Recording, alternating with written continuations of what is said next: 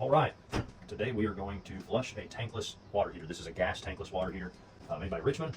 You need a bucket. You need a sump pump. This is a 1/6 horsepower sump pump. It's a very small one.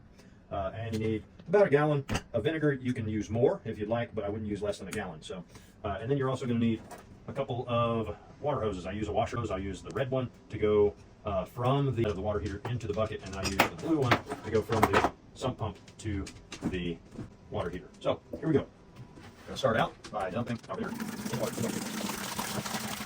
Get the curious pants. All right. And then set this aside for just a moment, and we'll pick up our hose. So you take the little. When you buy a tankless water heater, you usually do not have this flush kit. You have to buy the flush kit separately, and it goes on right before you put the pipes on. So we'll just take and put the hose up to it there. Also, one thing that you need to do before you start this process, before you move the valves and flush it, you've got to unplug this tankless water heater. So I've got a plug here, unplug. There we go. So we just unplug it. Make sure this is on there good. And then we'll go ahead and pop this cap off and put this one on there.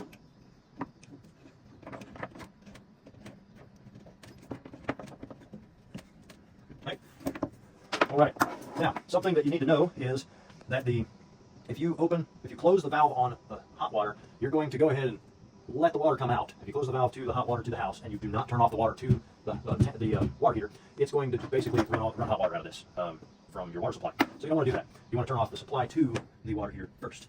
So I turn that valve. If you can see that valve right there. So you turn this valve off, and then you turn this valve off. Make sure it's off all the way there. And then go ahead and put this. What's going to happen is this sump pump is going to pump the vinegar that's in there through this water line into the water heater, and then it's going to go through the water heater and then back out into the bucket. So it will just run in a circle while it's cleaning it out.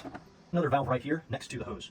So you want to make sure that you open that valve on both the hot and the cold side. So this is the cold side, the side that the cold water supply comes in, and this is the hot side where the hot water goes out to the rest of the house. You want to have those valves open, but these valves closed. All right, so that won't allow it to go into the house plumbing. Now you plug this in,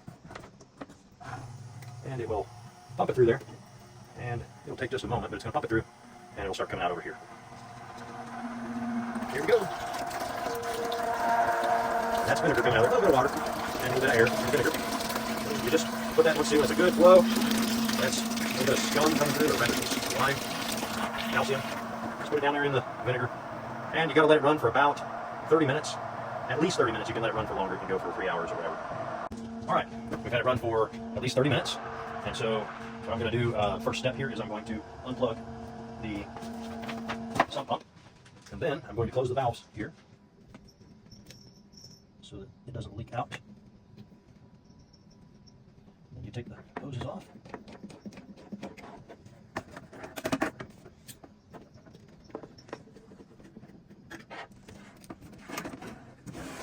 Move that aside, put your caps on. Nice and snug.